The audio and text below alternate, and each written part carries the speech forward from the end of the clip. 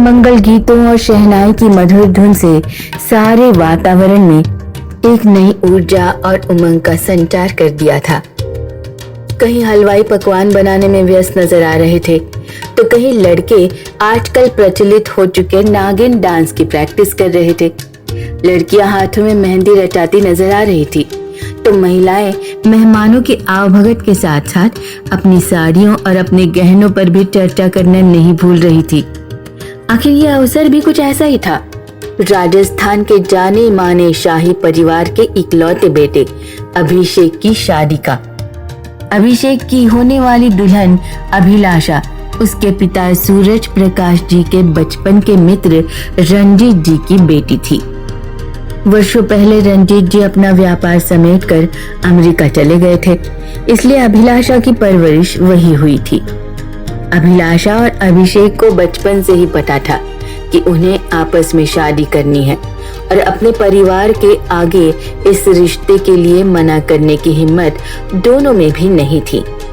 अभिलाषा को तो अभिषेक पसंद था, लेकिन अभिषेक अपनी पत्नी के रूप में जिस सुंदरता को देखना चाहता था, उसकी अभिलाषा में थोड़ी कमी थी। अभिलाषा के सांवले रंग को देखते ही अभिषेक का मन कुछ बुझा सा हो जाता और वो भूल जाता कि अभिलाषा की गिनती टॉप के आर्किटेक्ट्स में होती है। विवाह निश्चित था, सो उसकी तारीख भी आ ही गई थी और उस शाम सज संवर कर दूल्हे राजा को अपनी दुल्हनिया विदा करने पहुंचना था। तय मुहूर्त में धूमधाम से विवाह की रस्में संपन्न हुई और अभिलाषा के साथ अभिषेक अपनी हवेली में आ गया। अगले दिन मुंह दिखाई की रस्मों के बाद अभिलाषा के सास ससुर ने उससे मनचाहा उपहार मांगने के लिए कहा। तब अभिलाषा ने कहा, मैंने भानगढ़ के किले के विषय में बहुत पढ़ा है, मैं एक बार वहाँ घूमना चाहती हूँ। कब से ख्वाहिश थी मन में कि भारत आने पर वहाँ जाऊं, लेकिन सीधे शादी में ही आने का अवसर मिला। उसकी बात सुनकर एक मिनट के लिए सब लोग खामोश हो गए, क्योंकि भानगढ़ का किला भूतिया माना जाता था ना। ऐसी मान्यता थी कि आज भी रात के वक्त वहाँ आत्माएं भटकती है और शाम के बाद वहाँ रुकने वाला जिंदा वापस नहीं लौटता। अभिलाषा की बात सुनकर कमरे में जो सन्नाटा पसर गया था, उसे भंग करते हुए सूरज प्रकाश जी ने माहौल को सामान्य किया और वो बोले, अरे भाई, हमारी बहुत जानी मानी आर्किटेक्ट जो है, तो उसकी दिलचस्पी इमारतों में नहीं होगी तो फिर किस में होगी। और फिर उन्होंने अगले ही दिन अभिषेक को अभिलाषा के साथ भानगढ़ जाने का आदेश देते हुए कहा, बहू को घुमाकर शाम से पहले वापस लौटाना, यहाँ से तो मात्र 1 घंटे का ही रास्ता है। अभिषेक ने हाँ में सर हिला दिया। अगले दिन जैसे जैसे उनकी गाड़ी भानगढ़ की तरफ बढ़ रही थी, वैसे वैसे अभिलाषा के चेहरे पर उमंग की रेखाएं खिलती जा रही थी।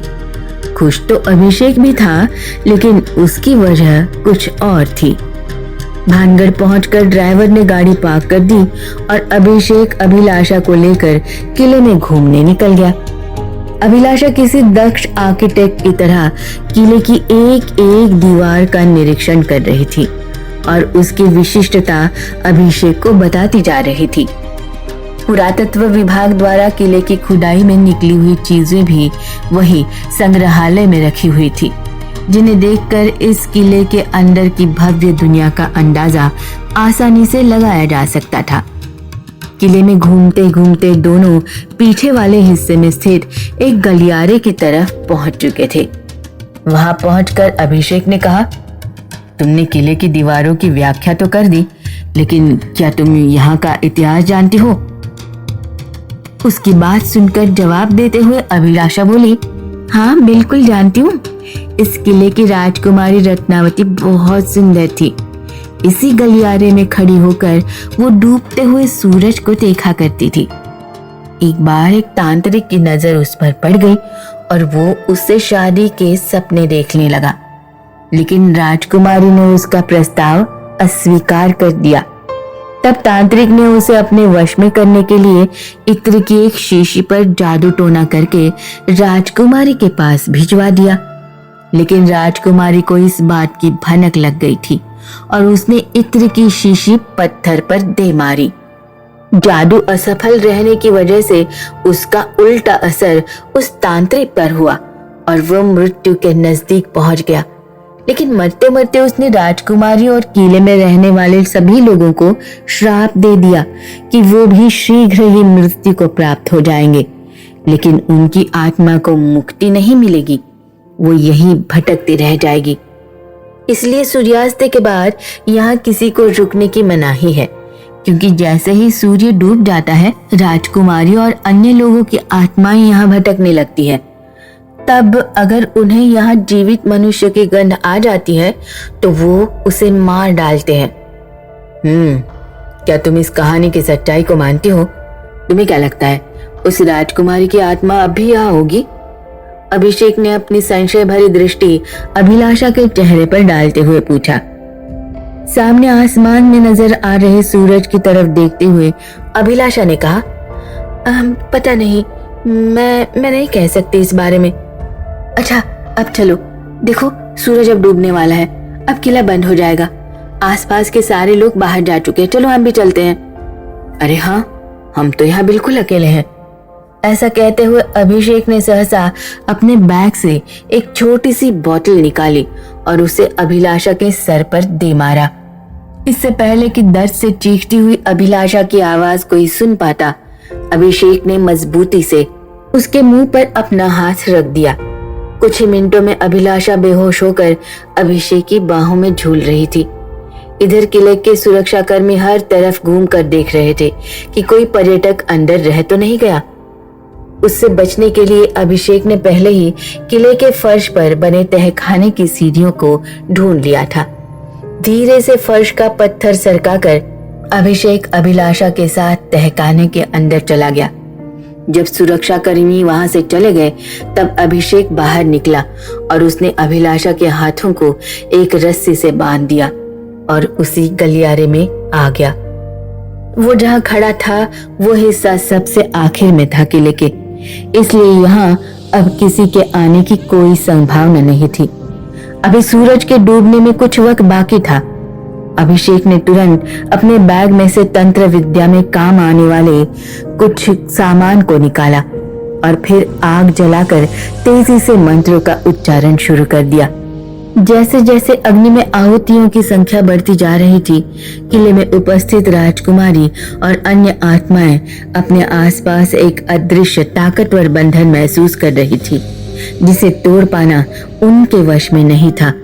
दरअसल अभिषेक ने अपने घर वालों से छिपकर तंत्र विद्या में महारत हासिल कर ली थी और अब वो एक मंझा हुआ तांत्रिक बन चुका था।